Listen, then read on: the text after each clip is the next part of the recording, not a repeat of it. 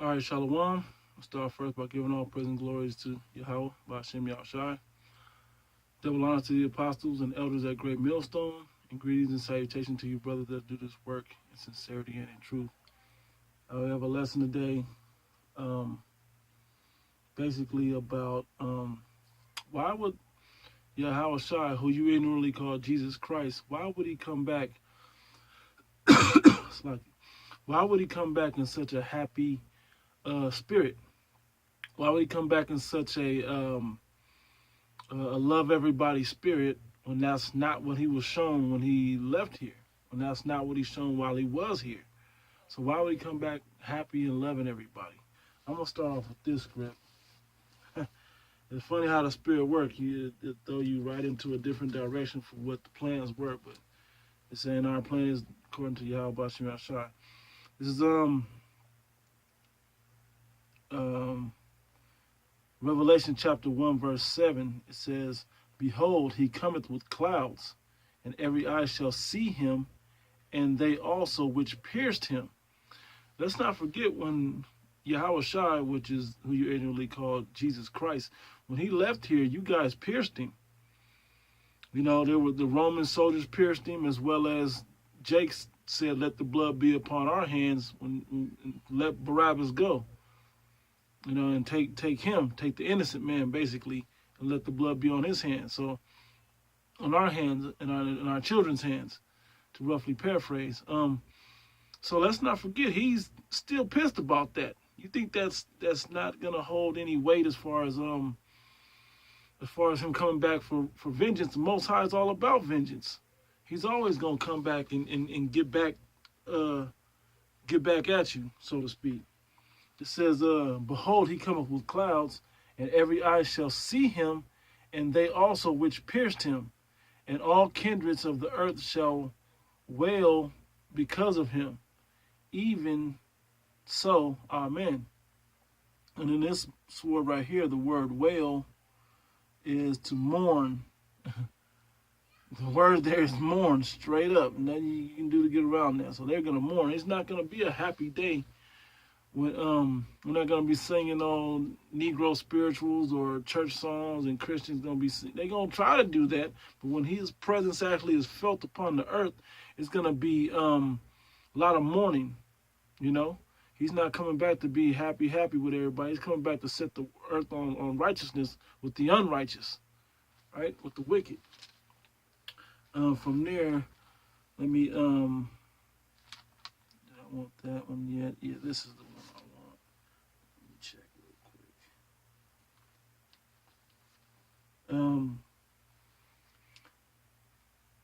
Yeah, I better read this now.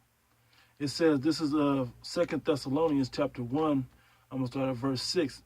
That's what I was going to read down, but I'll start at verse 6. It says, "Seeing it is a righteous thing with the Most High God to recompense tribulation to them that trouble you." And a lot of you niggas and the rest of this world, you know, including Esau, the so-called white man, you guys that actually gave the Lord tribulation when you was here. You know, you guys came at him in a funny style way.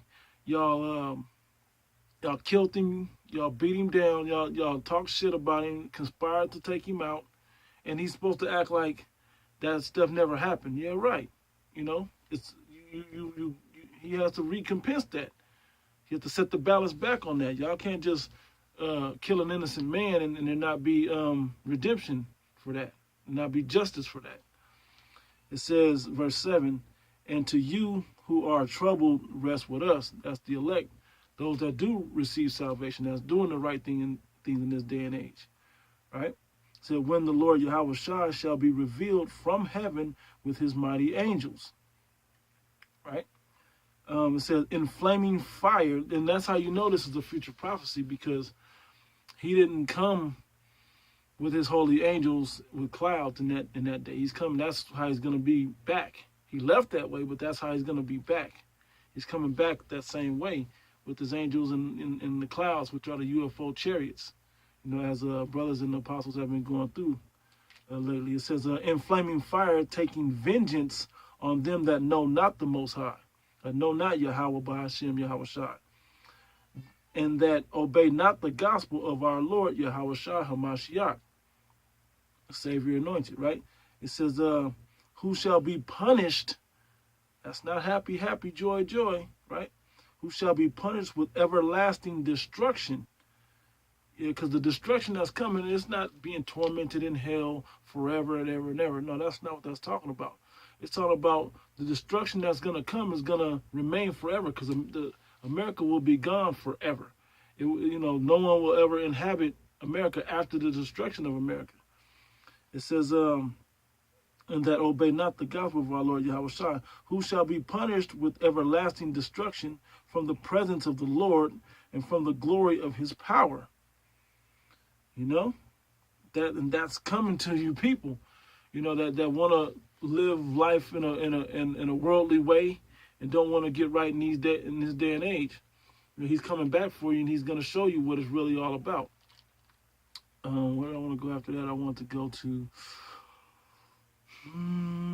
let's go to Timothy's. Yeah, that's where I really want to go. Because in this day and age, the world is so wicked that a lot of people don't take into account that there's a payment that's coming back for the wickedness that you people do on this earth today. You don't think that you're going to get paid back for it. You don't think that once you do this wickedness that there's no account for it. All y'all think is YOLO. You only live once, one life to live, and this is it. I got to do what I got to do now and there's no big deal. You die, you die. So what? I'm in the grave. I'm never, no. This is the way this system is set up through the spirit of Yahweh Shem Shai. Reincarnation is real. So when you fuck up on this side, you come back in the next life dealing with that fuck up that you did, according to the Heavenly Father. You're gonna have to pay that tab that you left when you was on the earth. If you was a wicked ass dude on the earth, you're gonna come back and suffer for the wickedness that you did, and vice versa. So in this day and age, when people do wrong, they think there's no penalty, but there is. This is 2 Timothy chapter 3, verse 1. It says, and know this also, that in the last days, that shows you the time period we're in, right? That in the last days, perilous times shall come. It says, for men shall be lovers of their own selves, instead of lovers of God, right? Covetous, boasters, proud, blasphemers, disobedient to parents, unthankful, unholy, without natural affection, truce breakers, false accusers, incontinent, fierce, despisers of those that are good, despisers of those that are good. We see this every week, how our people despise when we correct them. Jake hardhead. Jake don't want to be corrected. Jake don't want to change his ways from wickedness to righteousness. They don't want to go from easy street to the hard knock life, so to speak. The straight, they don't want to enter. They want to go in at the Broadway and not in at the straight gate. They don't want the difficult way of life. Well, guess what?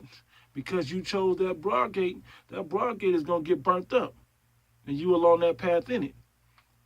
Verse 4, it says, traitors, heady, high-minded, lovers of pleasure, of that flesh, right? More than lovers of the Most High God. Like it said, lovers of yourself. It says, having a form of godliness, but denying the power thereof, from such turn away. Yeah, and so basically that's what's going on in this day and age. I might as well read it. It says, for of this sort they are which creep into houses and lead captive silly women, laden with sins, led away with diverse lusts. Now, whether that's philosophies, Egyptology, Christianity, Buddhism, Hinduism, Islam, whatever belief system away from the truth of Yahweh Shem Shai that people believe in, especially Jake, the Most High is going to set that aright when Yahweh Shai comes back, when his son comes back. Or if it's just getting caught up in these diverse temptations and lusts with physical women in a sexual manner or whatever, that counts as well. Verse 7, ever learning and never able to come to the knowledge of the truth. Yeah, you seem to learn all this wickedness. You know, it's like it says in Jeremiah 4:22. It says, take a peek at it right quick just to, so I quote it properly. It says, yeah, they have none understanding. They're wise to do evil, but to do good they have no knowledge. That's our people today. You know, ever learning the wickedness of the world and the way to not do things in the righteous way. You know, that's the way that our people follow, the wrong way to do things. But to learn the right way, they don't follow that way. You know, they're never able to come into the truth. The truth is, Yahweh Hashem Ashai is gonna fuck you up if you ain't right in this society. Straight. If you're not of his elect, he gonna get you. Straight up. You know, if you ain't attempting to do the very best of your ability, he's gonna take care of that for you. He's gonna come out and he's gonna get you. Bottom line. And 2/3 of Israel, the Negro, Latinos, and Native Americans, are gonna feel that. You know, the elect is gonna be humbly accepting of his graciousness and his when you don't earn something, I'm not at a loss for words. I can't think of the word. It slips my mind. But basically, gonna be humbled by the fact that he chose them to seek salvation, though we didn't deserve it. You know, Lord willing, I'm of that number, and the brothers are of that number. But the rest of you is gonna get it bad. You know.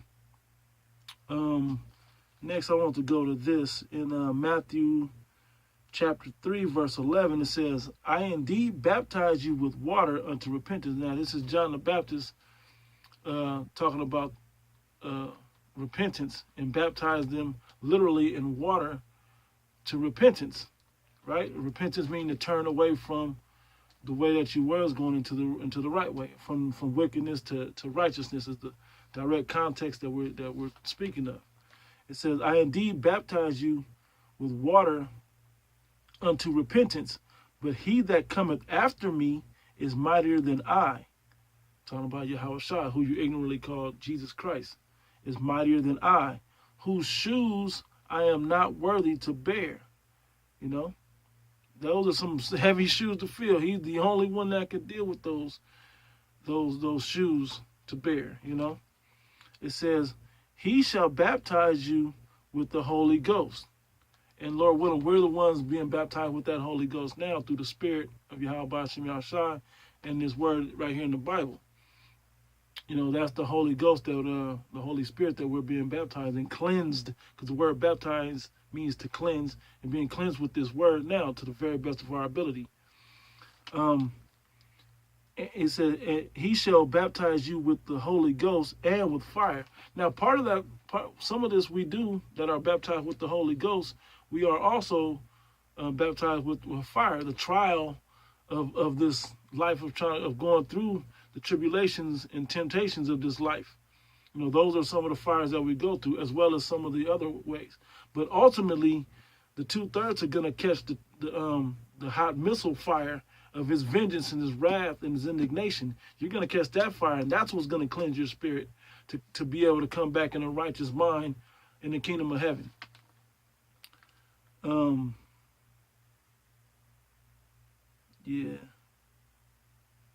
Yeah, I'm going to read it, verse 12.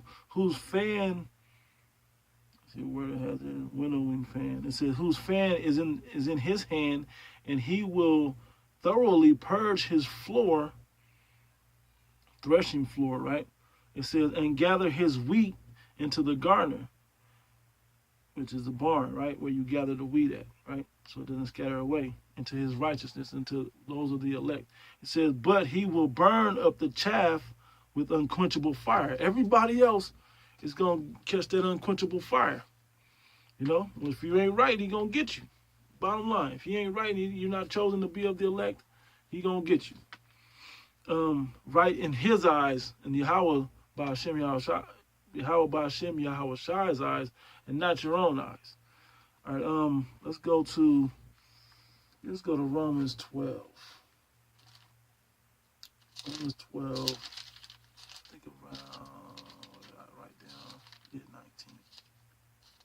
Yeah, Romans 12 and 19. It says, dearly beloved, avenge not yourselves, but rather give place unto wrath, but allow wrath to take its course, right? Don't be vengeful, you know. Don't avenge yourself for wrongdoings, but allow the place for wrath to be shown. It says, for it is written, vengeance is mine, I will repay, saith the Lord.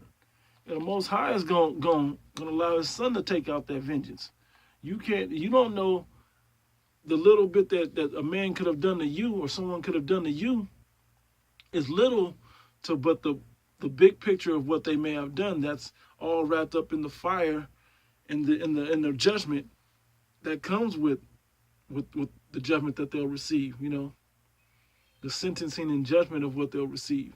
That could be little, but that could be part of what the overall picture is, to suffer that one great thing. But why commit yourself to a wicked act, you know, when the scriptures don't tell you to do that? It said, don't go back and take vengeance, but allow me to take vengeance when that day comes. And that day's coming.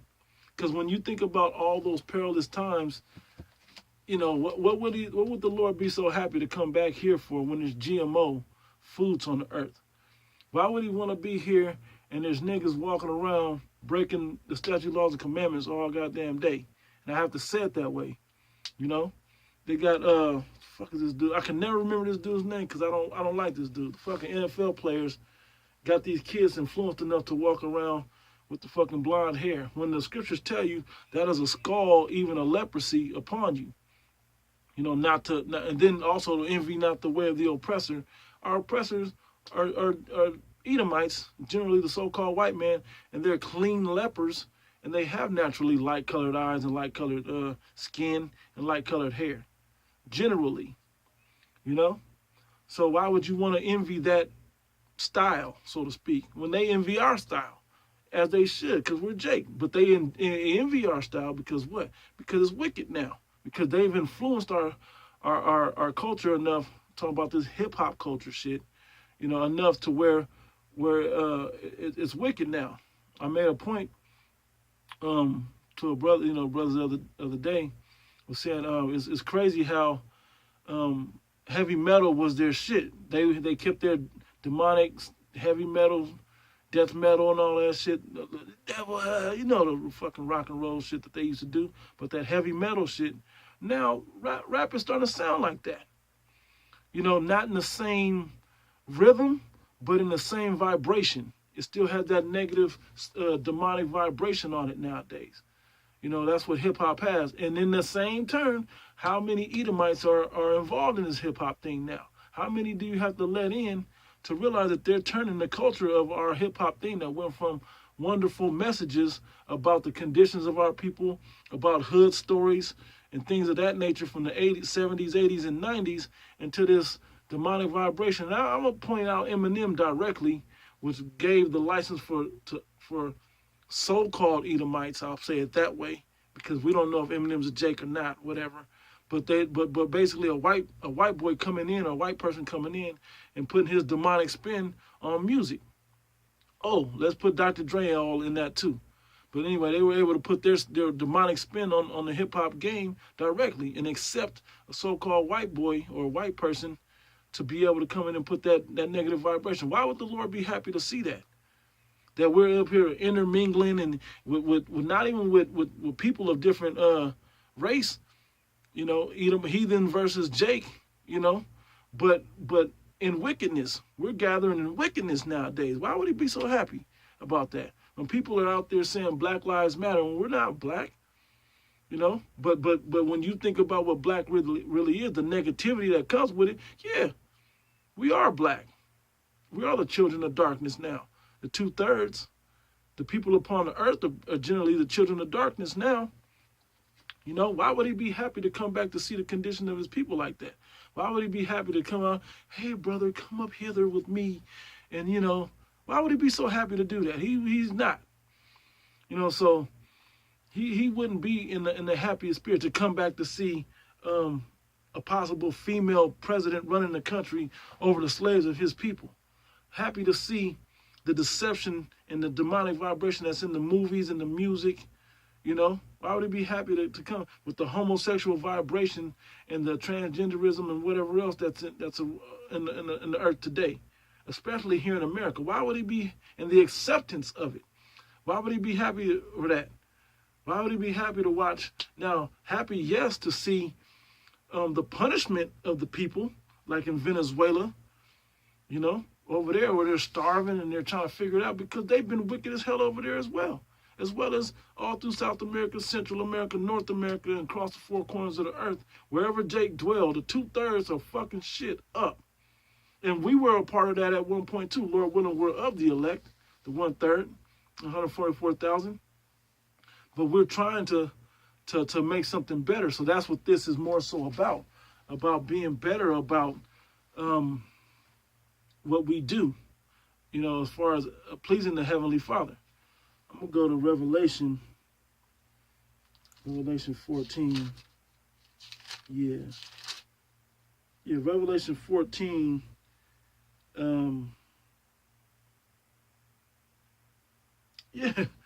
mean, in prophecy, the mark of the beast is here. It's not mandatory yet, but a lot of our people, when pushed to it, is going to take it. A lot of our people right now, if they have the opportunity to just take it, they would. When they see the benefit that they believe is going to come with it. Even though we warn them of not to take it and why not to take it, they're going to take it anyway. Weak people, that's fit for destruction. That's quite all right.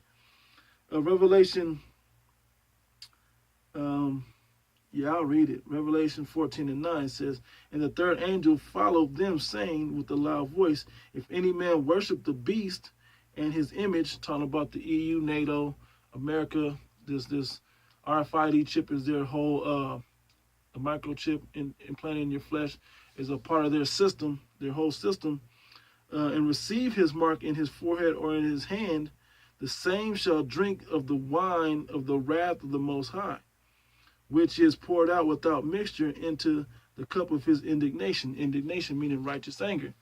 If you accept and you basically accept the ways of this system and of this beast, you're gonna get punished severely.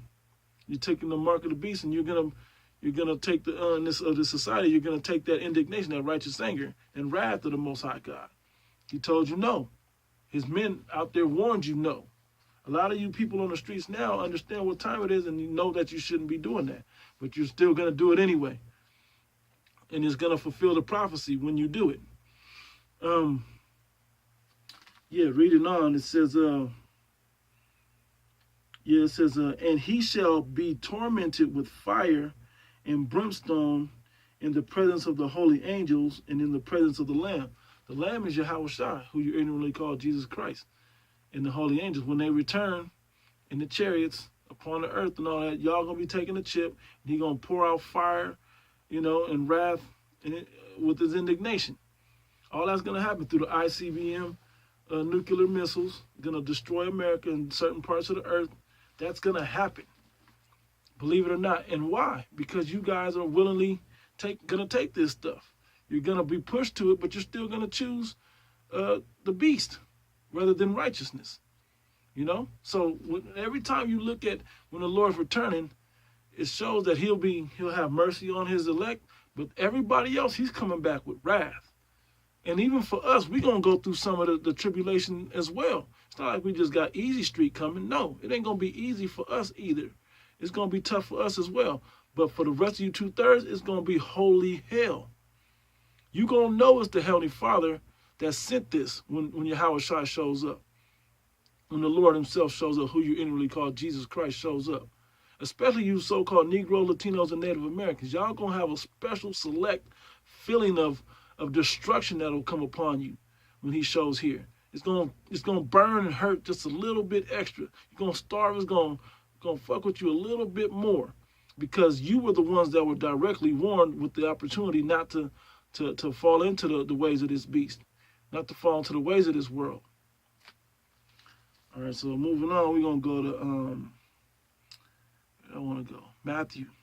Yes, Matthew 24.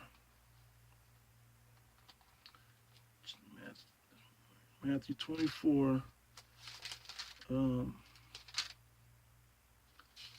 Matthew 24, verse 29. It says, immediately after the tribulation of those days, because everybody's going to touch some tribulation in those days, right? Even the men of the Lord that will be scarcely saved, you know, they're going to see the tribulation as well. It said, immediately after the tribulation of those days, the time of Jacob's trouble, let me look and see the direct phrase right quick. It's called the time of Jacob's trouble, and the hour of temptation is the phrase I'm looking for. In the hour of temptation, all those things are gonna befall on even on the elect. And they're gonna have to deal with those days. It's gonna be tough. It's gonna be troublesome, right? Back in it says, and it says, immediately after the tribulation of those days shall the sun be darkened, and the moon shall not give her light. Ain't gonna be no light out there like that. It's gonna be darkness, even gross darkness. And that's gonna put you think of these horror films or something spooky, wait till it's real. Wait till there's no light, and there's no, even in the daytime, it's gonna be dark. There's not gonna be no moonlight, not gonna be no daylight. You just gotta deal with whatever's out there in the darkness. But you're hungry, so you're gonna have to scavenge to try to go out and find some food, you know. But you're gonna be too scared to. Damn near shit on yourself. You know, it's that type of gross darkness. No sun and no moon, man. It says, and the stars shall fall from heaven, and the powers of the heavens shall be shaken. Holy hell and destruction, man. Verse 30, it said, and then shall appear the sign of the Son of Man in heaven. That's when the chariots is going to show up. You're going to be like, oh, shit. And that's when it's going to get even more terrifying to you that don't believe, that don't know that those chariots are so-called UFOs or coming to rescue, so to speak, the elect. It says, then shall appear the sign of the Son of Man in heaven, in the sky, right? And then shall all the tribes of the earth mourn. It's not said be happy because I'm a believer of Christ and Jesus is great and Allah and whatever else, you know, is going to just get beamed up. No, that's not the truth. So when you go to these churches and they're telling you, yeah, there's not going to be a pre-tribulation and, you know, and a what's the other words that they use in the church? They use the rapture and all that. No, there's not going to be all that. You know, not how they describe it. You know, it's going to be mourning and lamentation and woe going on when the elect are beamed up out of here or are rescued out of the destruction that's going on, especially here in America. You know, that's how it's going to go down. And everybody else is going to be mourning and getting destroyed. If you're not a Negro, Latino, or Native American, according to your father line and of the elect, you're getting destroyed, man, here on the shores of America and in certain parts of the earth. Bottom line, period, point blank. All the tribes of the earth are going to be in mourning. It says, and they shall see the Son of Man coming in the clouds of heaven with power and with great glory. Because you've never seen power and glory on a level that Yahweh Shai and his holy angels will be returning with. All right, from there I wanted, Isaiah. I touched all of them. Yeah, Isaiah 66, perfect. Let's go there for you brothers that know the script.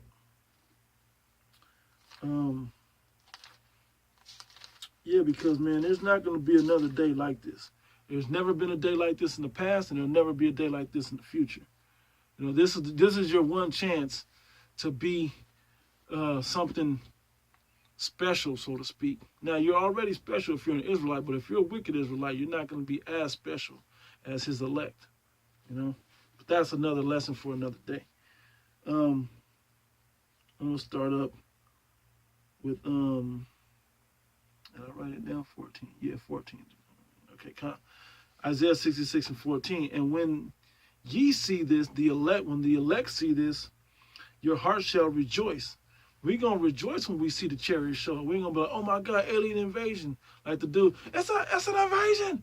It's a UFO. They coming to get us. They coming to Earth. You know, we ain't going to be bugged out like that.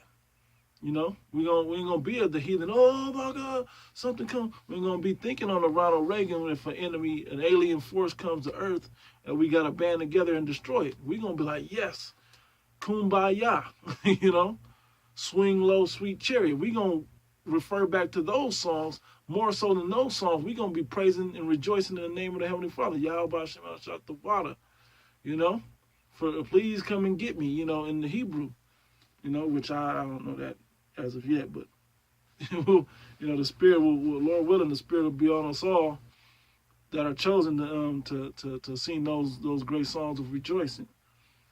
Anyway, it said, and when ye see this, your heart shall rejoice, and your bones shall flourish like an herb, and the hand of the Lord, Yahweh Ba'ashem Yahshua, Yahweh Shai in particular, shall be known toward his servants, and his indignation toward his enemies.